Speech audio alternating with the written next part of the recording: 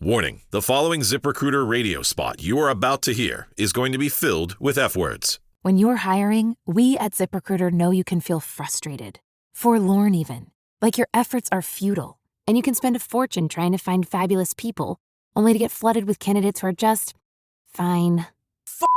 Fortunately, ZipRecruiter figured out how to fix all that. And right now, you can try ZipRecruiter for free at ZipRecruiter.com/zip. With ZipRecruiter, you can forget your frustrations because we find the right people for your roles fast, which is our absolute favorite F word. In fact, 4 out of 5 employers who post on ZipRecruiter get a quality candidate within the first day. Fantastic! So, whether you need to hire 4, 40, or 400 people, get ready to meet first-rate talent. Just go to ZipRecruiter.com/zip to try ZipRecruiter for free. Don't forget, that's ZipRecruiter.com/zip. Finally, that's ZipRecruiter.com/zip.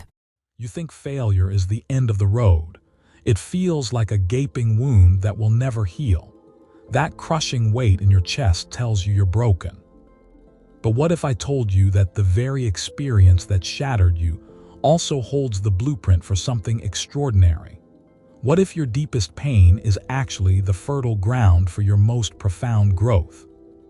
Most people believe that after a significant failure, especially one that happens in front of everyone, the only path forward is to retreat, to hide, and to try and forget. They see the scar as a mark of shame, a constant reminder of what went wrong. This is a deeply ingrained mental framework, and it's incredibly hard to shake. The reality is, your brain is wired for survival, but it's also wired for adaptation and evolution. When faced with overwhelming adversity, a small percentage of people don't just survive, they actually thrive.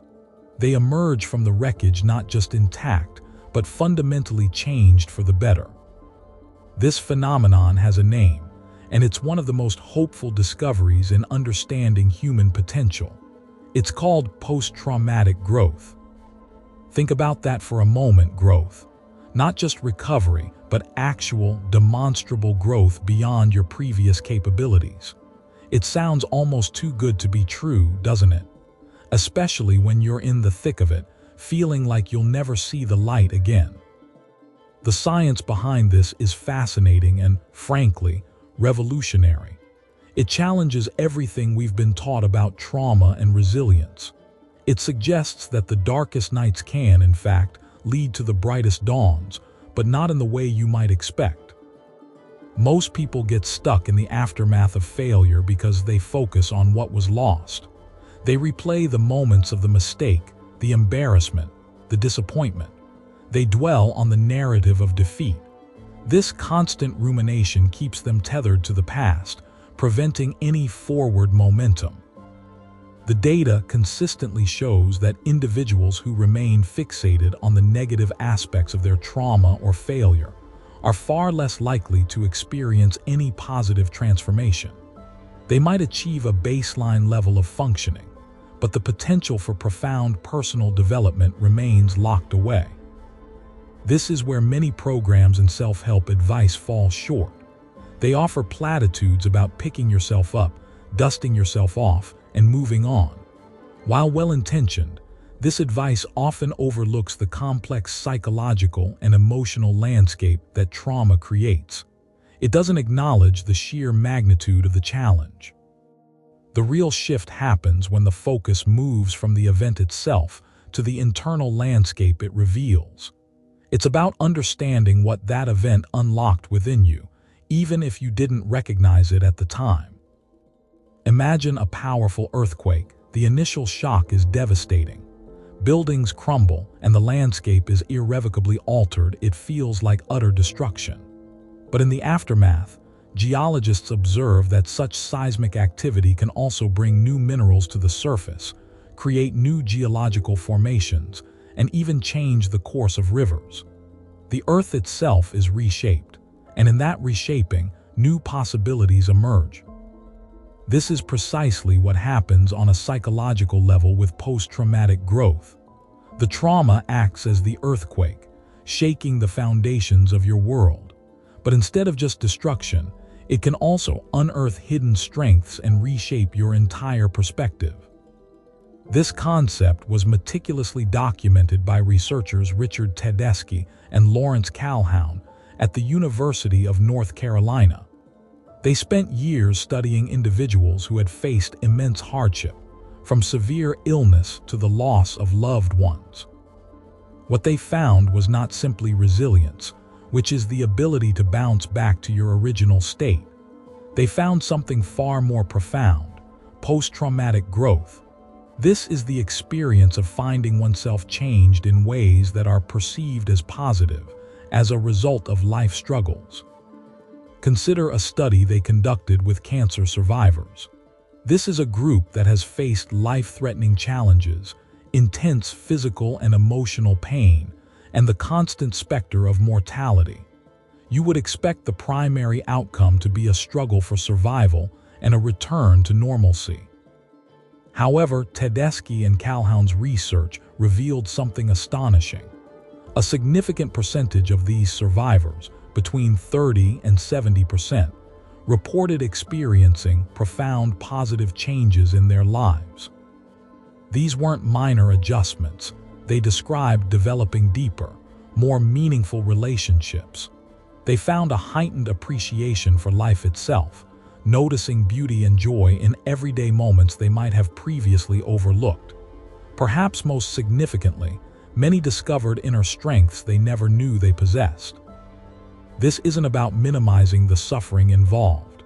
The pain is real, and it is often immense.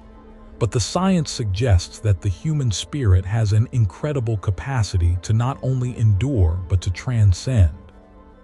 A classic and deeply moving example of this is the story of Viktor Frankl. He was an Austrian psychiatrist who endured the horrors of Nazi concentration camps, including Auschwitz, during World War II. He lost his wife, his parents, and his brother in the camps. His entire world was systematically destroyed. Despite witnessing unimaginable suffering and losing everything he held dear, Frankl survived. More than that, he observed something crucial about survival within the camps. He noticed that those who maintained a sense of purpose, who had something to live for beyond their immediate circumstances, were more likely to endure. Even in the face of such extreme dehumanization and despair, Frankl found that the human spirit could still find meaning. This profound insight, born from the crucible of his own suffering, led him to write his seminal work, Man's Search for Meaning. In this book, he doesn't shy away from the brutality of his experience. Instead, he uses it as a backdrop to explore the fundamental human need for purpose. He argued that even when we can't change our external circumstances, we always retain the freedom to choose our attitude toward those circumstances. This choice, this internal stance, is the engine of post-traumatic growth. It's not about pretending the bad things didn't happen. It's about actively engaging with the aftermath and seeking the lessons embedded within it. So when you've experienced a public failure, a moment where you felt exposed and judged, the natural inclination is to retreat. You might replay the scene over and over, feeling the sting of embarrassment. Your mind is flooded with what-ifs and if-onlys. This is a critical juncture. The way you process this experience will determine whether it becomes a permanent scar or a catalyst for growth. The first mistake most people make is to personalize the failure too much. They see it as a reflection of their inherent worth, believing, I am a failure instead of I experienced a failure. This is a crucial distinction. The second mistake is to isolate themselves. When we feel shame, our instinct is to hide. We believe that if others see us in our raw state, they will confirm our worst fears about ourselves. This isolation prevents us from receiving support and, more importantly, from gaining new perspectives. The third mistake is to avoid introspection. It's easier to distract yourself, to numb the pain, than to sit with the discomfort and ask the hard questions. This avoidance, however, means you miss the opportunity to learn and grow from the experience. Let's talk about how to actively cultivate this growth. It requires a conscious shift in your mental framework. It's about reframing your understanding of adversity. Think about that difficult thing you went through. Don't immediately jump to what you lost or how much it hurt. Instead, pause, take a deep breath. Now ask yourself, what did I learn about myself through this? What unexpected strength did I discover within me that I didn't know I had? Did this experience deepen any of my relationships, or perhaps reveal the true nature of certain relationships?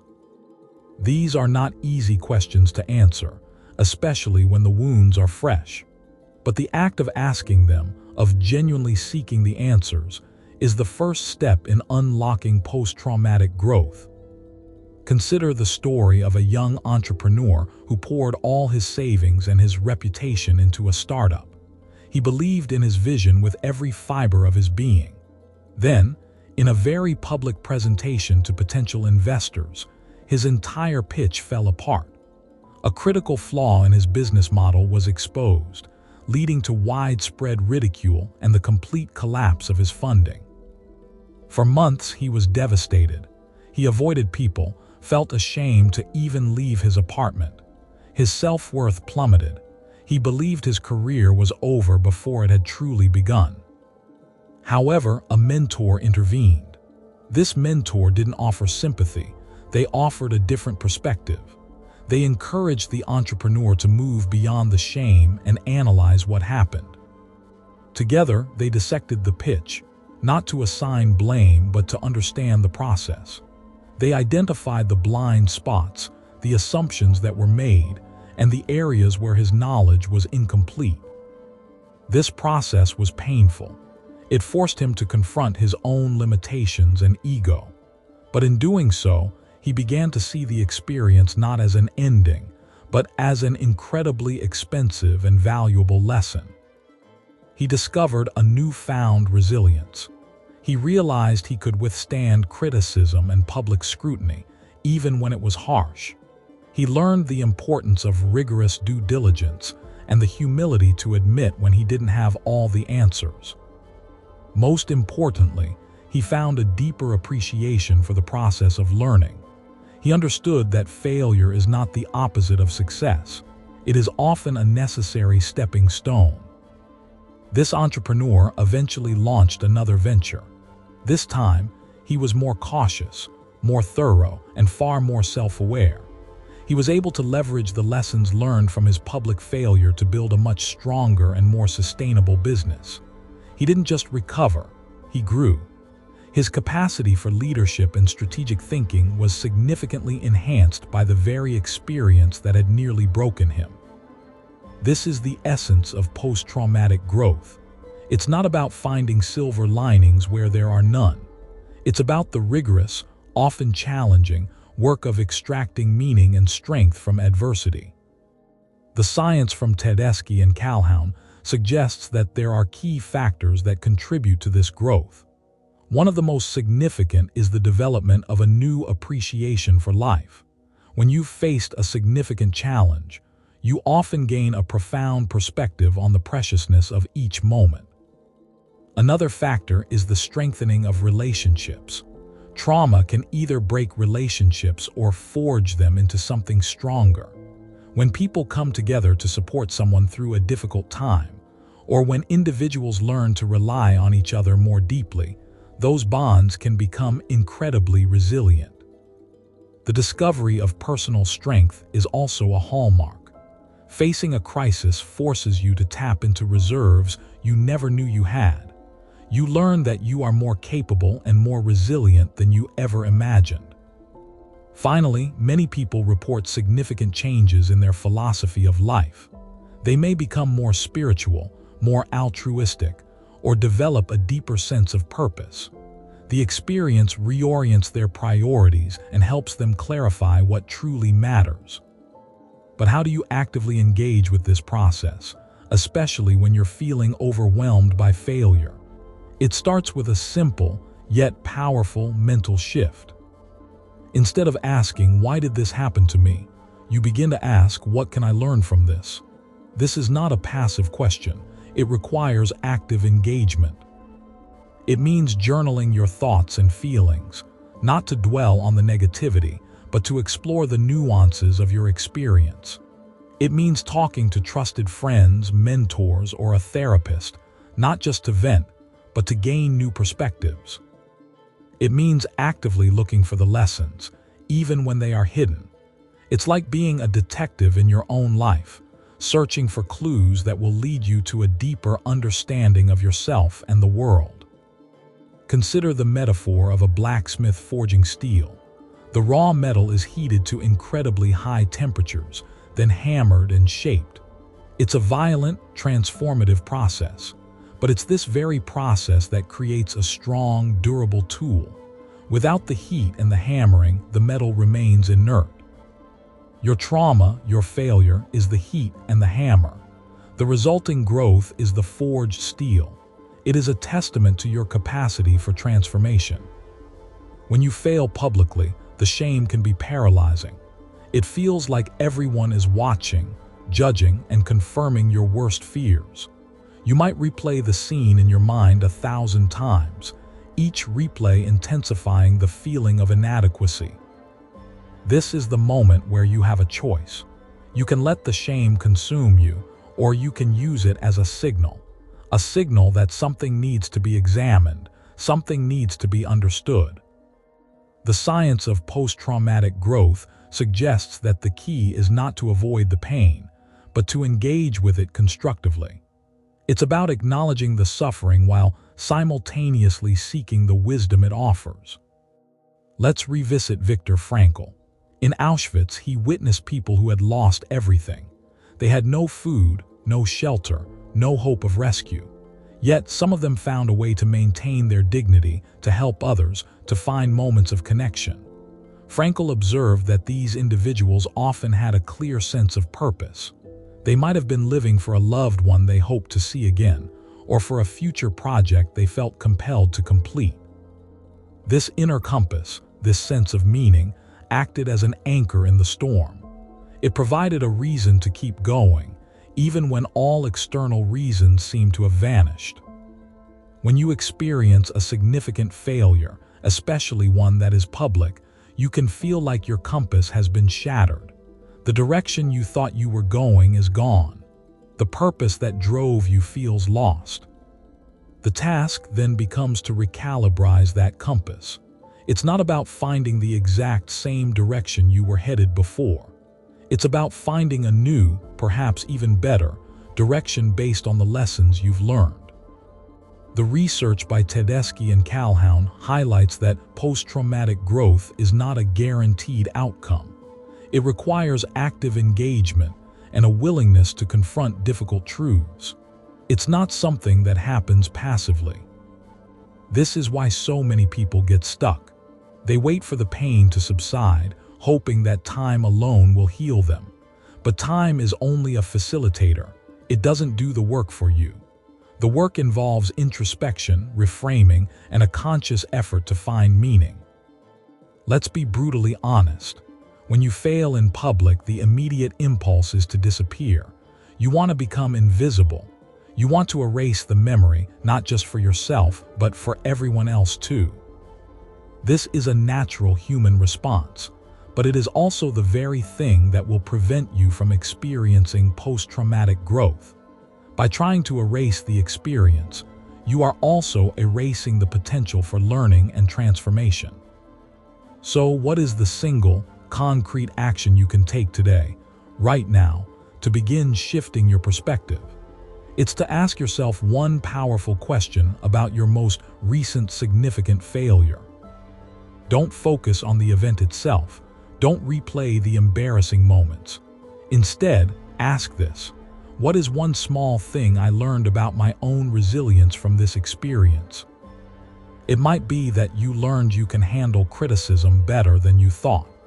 It might be that you discovered a hidden strength in your ability to persevere through disappointment. It might be that you realized you have a support system you didn't fully appreciate. Write down your answer. Even if it feels small, even if it feels insignificant, write it down. This is the seed of post-traumatic growth. The science is clear. Human beings are capable of more than just enduring hardship. We are capable of emerging from it stronger, wiser, and more appreciative of life. The path to this growth is not always easy, but it is always available to those who are willing to seek it. The next time you face a setback, a failure, a moment that feels like the end of the world, remember this. Remember the possibility of post-traumatic growth.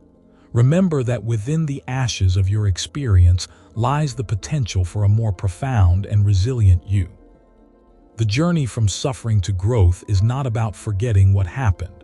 It is about remembering, understanding, and ultimately transcending. It is about recognizing that even in our darkest moments, we have the power to shape our own narrative and to emerge not just whole, but transformed. This is not about positive thinking in a superficial sense. This is about deep, psychological work. It is about understanding the incredible capacity of the human spirit to adapt, to learn, and to grow, even in the face of overwhelming adversity. The individuals who have documented this phenomenon, like Tedeschi and Calhoun, have given us a profound gift. They have shown us that our struggles are not simply things to be overcome, but opportunities for profound personal evolution. When you feel that sting of public failure, that urge to hide, remember the possibility of growth. Ask yourself what you learned about your own strength. This simple act of inquiry can be the beginning of your most significant transformation. Let me tell you about Sarah. She was a brilliant software engineer, a rising star in her company. Her team was developing a groundbreaking artificial intelligence platform, and Sarah was leading the user interface design.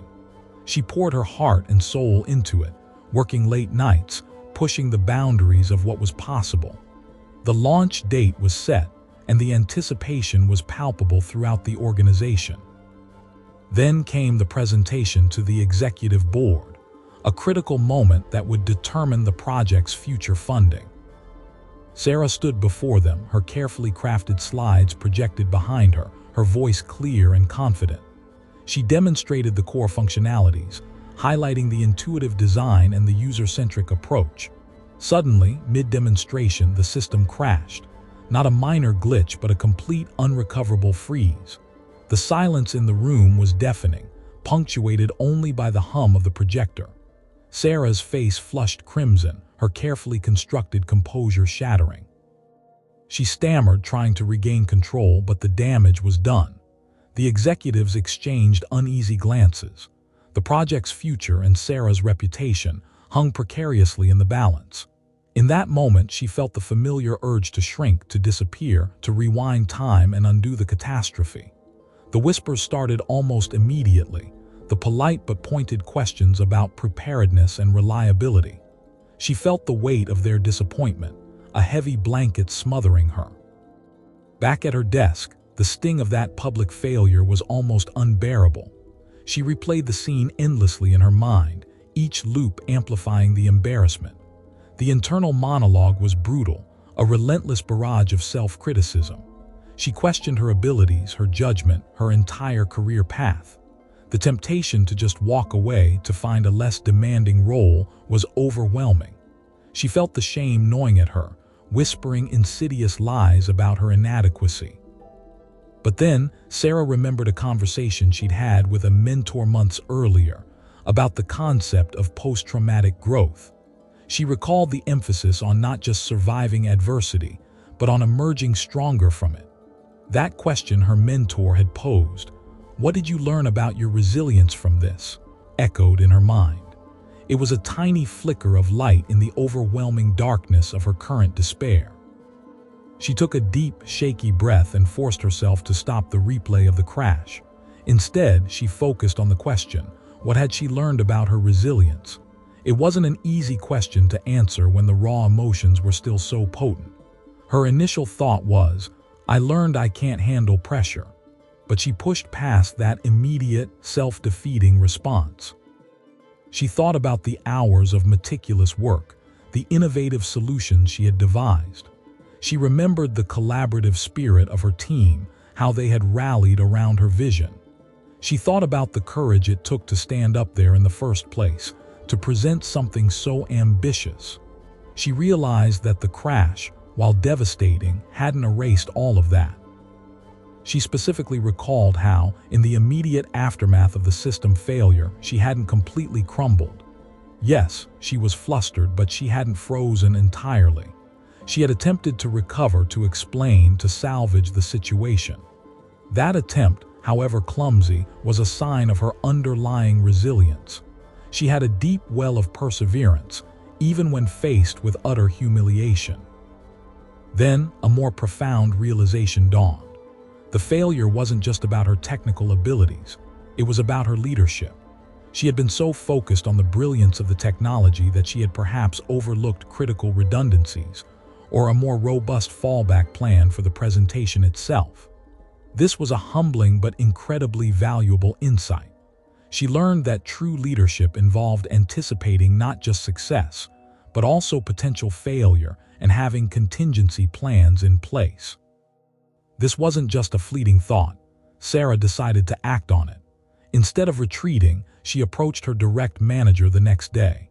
She didn't make excuses. She owned the failure, but she framed it as a critical learning experience. She explained what she had learned about her own resilience under extreme pressure, and more importantly, about the need for more robust presentation protocols. Her manager, initially concerned, was impressed by Sarah's candor and her proactive approach. He saw that she wasn't just trying to save face, she was genuinely committed to improving. He authorized her to spend a week, with a small portion of her team, developing a comprehensive presentation resilience plan. This plan would include rigorous dry runs, backup hardware, and even pre-recorded segments for critical DMOS. The resolution to this part of Sarah's story wasn't a sudden triumph, but a quiet, determined rebuilding. She implemented the new protocols. She practiced her presentations with an almost obsessive attention to detail, not out of fear, but out of a newfound respect for preparedness. She also began to mentor junior engineers, sharing her experience, not as a cautionary tale, but as an example of how to learn and grow from mistakes. The impact of this shift was measurable. The subsequent presentations for the AI platform were flawless. The executives, seeing her renewed confidence and the team's meticulous preparation, not only approved the funding but increased it. Sarah's reputation transformed from that of a brilliant but perhaps slightly reckless engineer to a seasoned, resilient leader.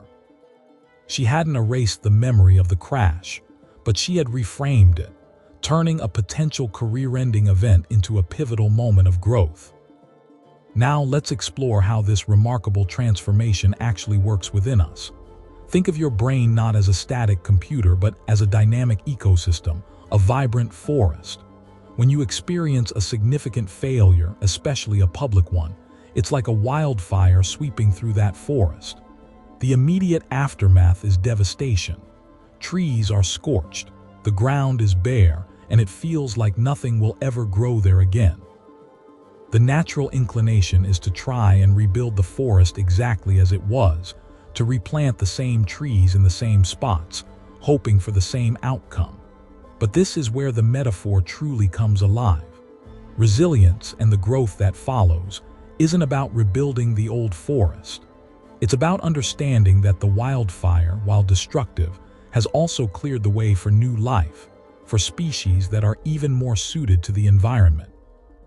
The heat of the fire actually cracks open the seeds of certain plants, allowing them to germinate. Similarly, the intense emotional heat of a public failure can crack open dormant potentials within you. The bare ground, stripped of the old foliage, allows sunlight to reach new areas, fostering growth that was previously suppressed. This is the new mental framework that emerges. When you ask yourself, "What did I learn about my resilience?" you are essentially becoming the forest ranger. You are not just surveying the damage, you are observing how the ecosystem is responding. You are noticing which resilient plants are already starting to sprout, which seeds have been activated by the fire. You are identifying the new species that can thrive in this altered landscape. The mechanism is this. Your brain, faced with a perceived threat or failure, releases stress hormones like cortisol. These hormones can be incredibly disruptive, leading to rumination and a sense of being overwhelmed. However, when you consciously engage in a process of reflection and inquiry, you begin to regulate this stress response. You shift from a state of pure reaction to a state of conscious processing. This act of asking a constructive question acts like a gentle rain on the scorched earth. It helps to wash away the immediate sting of cortisol and allows for the growth of new neural pathways. It's like directing the flow of water to nourish the new seedlings. You are actively participating in the rebuilding process, not just passively waiting for it to happen. The metaphor of the forest fire is powerful because it highlights that destruction can precede creation. It's not about avoiding the fire, but about understanding its role in the natural cycle of renewal. The seeds of resilience are often dormant until they are exposed to the heat. Your brain is wired for adaptation, and significant challenges are the catalysts for that adaptation. Now for the unexpected twist, the paradox that might shift your perspective entirely. We often think of resilience as an inherent trait, something you either have or you don't. We see people like Sarah, or any admired figure who has overcome adversity, and we think, they are just naturally resilient. But the truth is far more complex and, frankly, more empowering. The paradox is this: the more intensely you feel the sting of public failure, the greater your potential for profound resilience and growth. It's counterintuitive, isn't it? We want to avoid pain, to shield ourselves from embarrassment.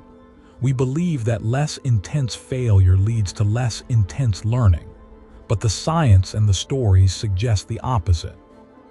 The individuals who experience the most significant post-traumatic growth are often those who were most deeply affected by their initial trauma or failure.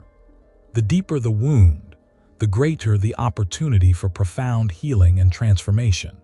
It's like a deep cut needing more careful attention and a longer healing process, but ultimately resulting in stronger scar tissue. Think about it. If a minor setback barely registers on your emotional radar, what is there to learn? You might shrug it off and move on, but you haven't been truly challenged. You haven't been pushed to your perceived limits. It's the experiences that shake you to your core, the ones that make you question everything, that forge the strongest resilience. Sarah's public crash was a deeply humiliating experience. It was not a minor hiccup. It was a very visible, very public stumble. The intensity of her shame was a direct indicator of how much she cared, how much was at stake. And it was precisely that intensity that, when channeled correctly, unlocked her deepest capacity for growth. She didn't just learn to recover. She learned to fundamentally change her approach to leadership and preparedness. This paradox closes the unanswered question from earlier. The idea that time heals all wounds is too passive.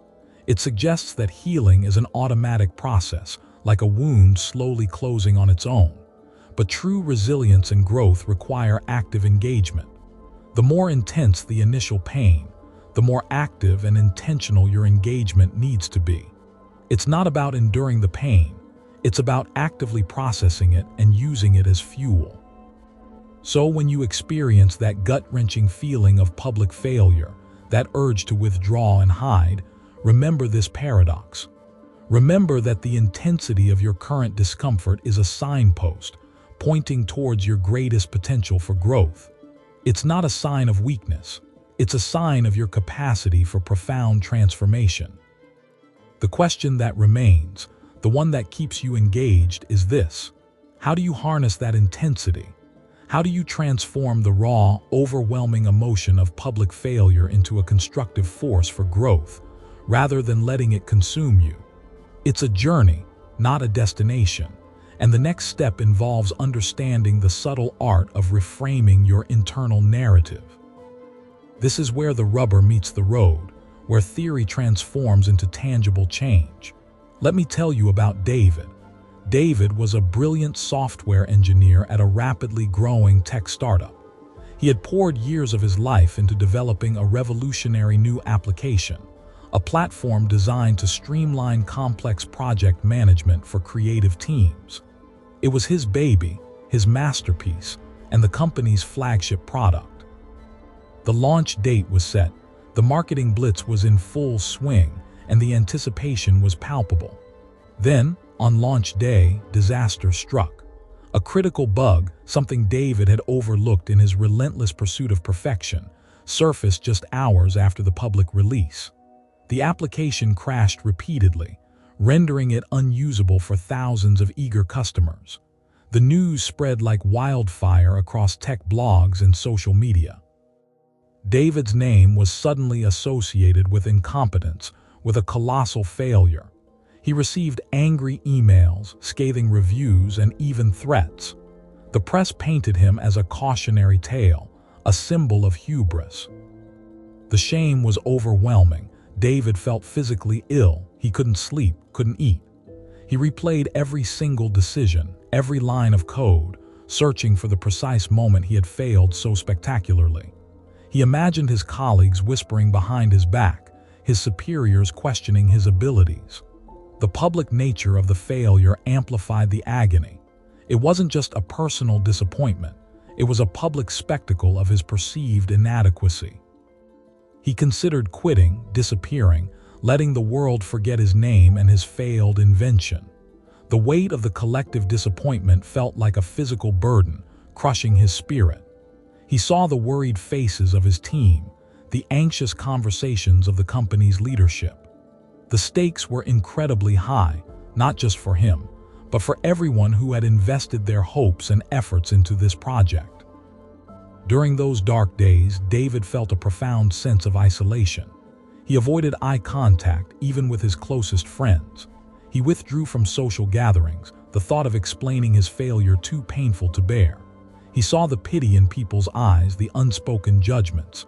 The world seemed to have shrunk to the confines of his own self-recrimination. He felt like a fraud, exposed for everyone to see. The vibrant energy he once possessed had been extinguished, replaced by a dull ache of despair. He started to question his entire career path, wondering if he had ever truly been good enough. The confidence he had built over years of hard work seemed to have evaporated in a single, catastrophic event. He felt adrift, without an anchor, in a sea of negative emotions. One evening, staring blankly at his computer screen, David stumbled upon an article. It wasn't about software development or business strategy. It was about the psychology of failure and resilience. The article discussed how intense emotional responses to setbacks could, paradoxically, be the fertile ground for significant personal growth. It spoke about the brain's remarkable ability to adapt and rewire itself in response to stress. This sparked something in David. He began to research further, delving into studies on post-traumatic growth and the neuroplasticity of the brain. He learned about the concept of meaning-making, the process by which individuals interpret and integrate challenging life events into their personal narratives. He started to see his situation not as an ending, but as a challenging, albeit painful, beginning. He realized that his intense emotional reaction was a testament to how much he cared about his work and his team. It wasn't a sign of weakness, but a sign of his deep commitment. This realization was a small flicker of light in the overwhelming darkness. He decided to shift his focus from dwelling on the past to understanding the present and shaping the future. He understood that simply enduring the pain wouldn't be enough. He needed to actively engage with it, to dissect it, and to extract lessons from it. This was a conscious decision, a deliberate pivot away from victimhood and towards agency. David made a bold decision. Instead of hiding, he requested a public forum, a company-wide meeting to address the failure directly. He stood before his colleagues, not with excuses, but with a raw and honest account of what had happened. He explained the technical glitch, but more importantly, He spoke about his own shortcomings, his overconfidence, and his failure to implement sufficient safeguards. He didn't shy away from the embarrassment. He embraced it as a learning opportunity. He acknowledged the anger and disappointment of the customers and his team. His vulnerability was disarming. It wasn't a performance. It was a genuine outpouring of regret and a sincere commitment to do better. The tension in the room was thick. People were waiting for him to crumble, to offer platitudes. But David offered something different: accountability and a clear plan. He proposed a complete overhaul of the development process, introducing more rigorous testing protocols and a robust quality assurance team. He admitted that he had been so focused on innovation that he had neglected the fundamental importance of stability and reliability. He wasn't just promising change. He was outlining a concrete strategy for achieving it. He even proposed a delayed relaunch with a significantly improved product and a sincere apology to their customer base. This wasn't just about fixing the software. It was about rebuilding trust. The result was remarkable. David's honesty and proactive approach resonated deeply with his colleagues and the company leadership. They saw not a failed engineer, but a leader who had learned a profound lesson and was committed to redemption. The company rallied behind him. The development process was indeed overhauled, with new redundancies and triple-checking systems put in place. David, armed with the painful lessons of his public failure, became a fierce advocate for meticulousness and thoroughness. He instilled a culture of accountability and transparency that had been missing before. The relaunch of the application, 6 months later, was a resounding success. It was stable, robust, and met all expectations. The measurable result was not just the successful relaunch, but a fundamental shift in the company's operational DNA.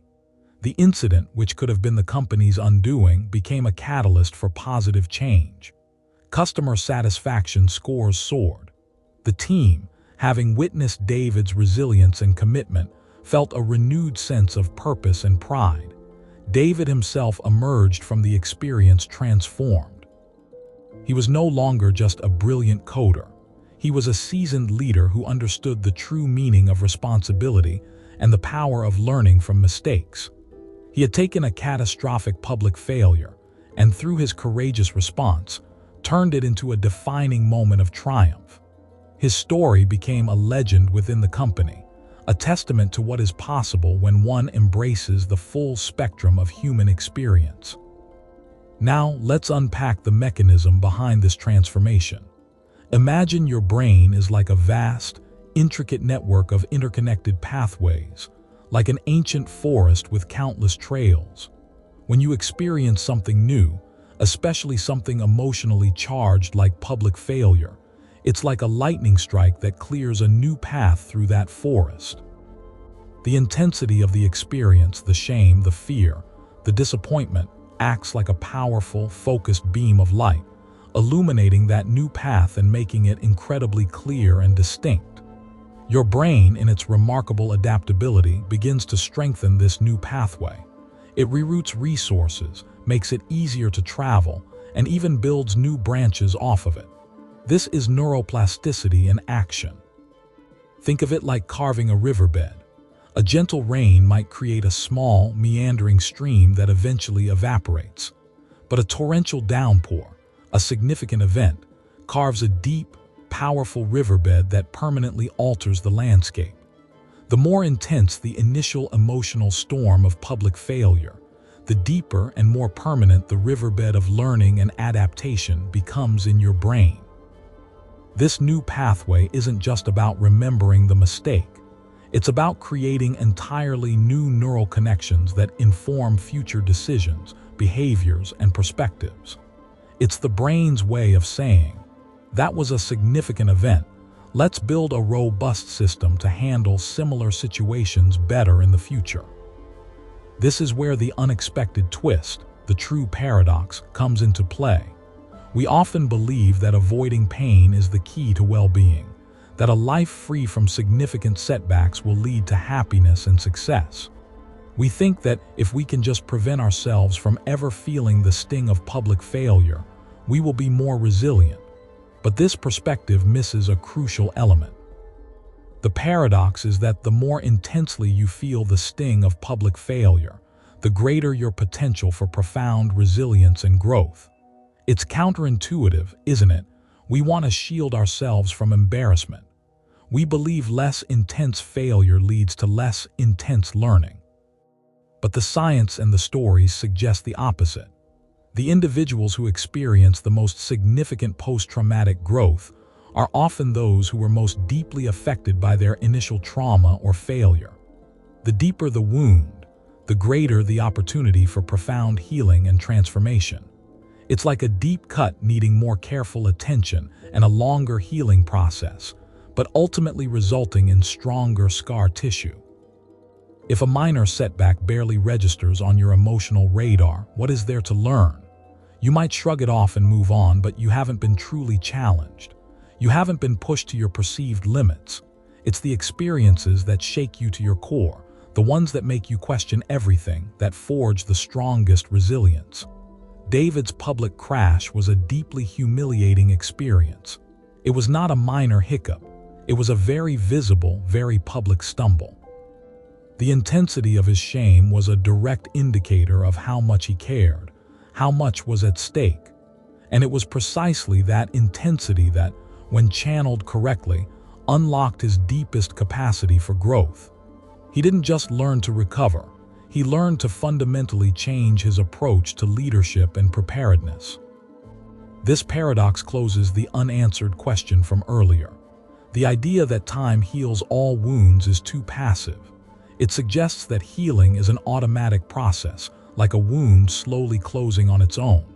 But true resilience and growth require active engagement. The more intense the initial pain, the more active and intentional your engagement needs to be. It's not about enduring the pain, it's about actively processing it and using it as fuel. So when you experience that gut-wrenching feeling of public failure, that urge to withdraw and hide, remember this paradox. Remember that the intensity of your current discomfort is a signpost, pointing towards your greatest potential for growth. It's not a sign of weakness. It's a sign of your capacity for profound transformation. The question that remains, the one that keeps you engaged, is this: how do you harness that intensity? How do you transform the raw, overwhelming emotion of public failure into a constructive force for growth, rather than letting it consume you? It's a journey, not a destination, and the next step involves understanding the subtle art of reframing your internal narrative. But what if the intensity itself is not just a signpost, but a key? What if the very thing you dread, the overwhelming emotion, is the raw material you need to sculpt something extraordinary? This is the frontier we will explore next, the point where your conscious mind truly takes the reins of your emotional landscape. People often react to public failure by withdrawing completely. You might feel an overwhelming urge to disappear from view. This means avoiding colleagues, friends, and even family members. You want to escape the perceived judgment of others. This impulse is deeply ingrained in our primal instincts. We feel exposed and vulnerable after a public stumble. Hiding away seems like the safest option available to you. You might stop attending meetings or decline social invitations. The problem is that isolation amplifies your pain and shame. It creates a vacuum where negative thoughts thrive unchallenged. Your internal critic gains an unchallenged voice. You replay the event endlessly in your mind. Imagine Sarah, a talented architect presenting a new design. Her presentation was a disaster. The client openly criticized her ideas. Sarah immediately felt immense shame. She called in sick for days afterward. She avoided her team and her mentors. Sarah believed everyone was whispering about her. This withdrawal made her feel even worse. Her self-esteem plummeted further with each passing day. She missed opportunities for constructive feedback. She also missed chances to rebuild her confidence. Isolation made a bad situation much worse. This mistake prevents you from gaining perspective. It keeps you trapped in